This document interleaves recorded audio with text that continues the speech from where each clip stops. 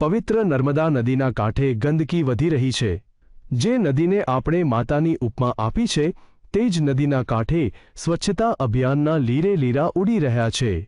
તંત્રની નિષ્ક્રિયતા અને લોકોની બેદરકારીને કારણે ત્રિવેણી સંગમ અને ગામડીના ભાઠા સુધીના વિસ્તારોમાં સ્થિતિ ચિંતાજનક બની છે।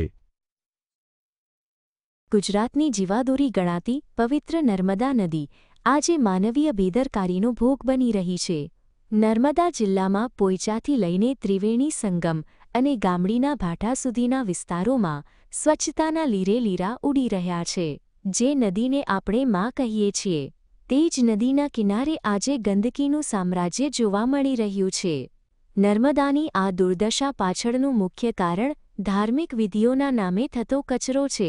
ભક્તો દ્વારા નર્મદા કિનારે ચૌલકર્મ, નારાયણ બલિ અને અન્ય ક્રિયાકાંડો કરવામાં આવે છે, પરંતુ વિધિ પૂર્ણ થયા બાદ પૂજાપો પ્લાસ્ટિક અને અન્ય સામગ્રી નદીમાં પધરાવી દેવામાં આવે છે। ખાસ કરીને દર અમાસે અનેક શ્રદ્ધાળુઓ પોતાની પનોતી દૂર કરવાના નામે વિધિ કરાવે છે, જેમાં જૂના કપડાં અને બૂટ ચંપલ નદી કિનારે જ છોડી દે છે, પરંતુ શ્રદ્ધાળુઓની બેદરકારી નદીના અસ્તિત્વ માટે જોખમરૂપ બની છે। આ પ્રદૂષણને કારણે નર્મદાનું નીર હવે પીવા લાયક તો શું સ્નાન કરવા લાયક પણ રહ્યું નથી। અહીંયા ગંદકી જોઈ બહુ દુઃખ થયું અને અમે નાયા વગરના પાછા જાય છીએ।